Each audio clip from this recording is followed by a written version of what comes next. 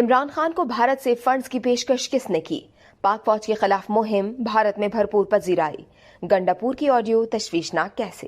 Senior تجزیہ کاروں نے کہا کہ علی امین گنڈاپور کی آڈیو لیک بہت تشویشناک ہے۔ عمران خان تصادم نہیں چاہیں گے کیونکہ انہیں زیادہ نقصان ہوگا۔ عمران خان مقبولیت کے عروج پر ہیں، فوری انتخابات ہوئے تو وہی جیتیں گے۔ عمران خان آئین کی کون سی شق کے تحت الیکشن مانگ رہے ہیں؟ افسران کی پریس کانفرنس کے بعد حکومت زیادہ پر اعتماد ہے۔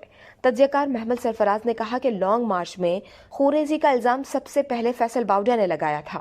دوسری جانب سابق وزیر اعظم عمران خان کی ملک دشمنی اور افواج پاکستان کے خلاف چلائی جانے والی حالیہ مہم کی بھارت میں پذیرائی کا سلسلہ جاری ہے۔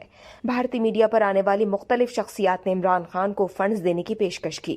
سوشل میڈیا پر یہ پیشکش کرتے ہوئے ایک معروف بھارتی ولاگر میجر گورو آریہ نے اپنے پیغام میں کہا کہ وہ عمران خان کو چندہ دینا چاہتے ہیں، کوئی انہیں بتائے کہ وہ یہ چندہ عمران خان تک کیسے پہنچا سکتے ہیں۔ اس کے ساتھ ساتھ بھارت میں عمران خان زندہ باد کا ٹویٹر ٹرینڈ بھی کافی مقبول ہو رہا ہے۔ اس ویڈیو سے صرف اتنا ہی، مزید جاننے کے لیے سبسکرائب کیجیے ڈیلی جنگ یوٹیوب چینل اور لائک کیجیے ڈیلی جنگ فیس بک پیج۔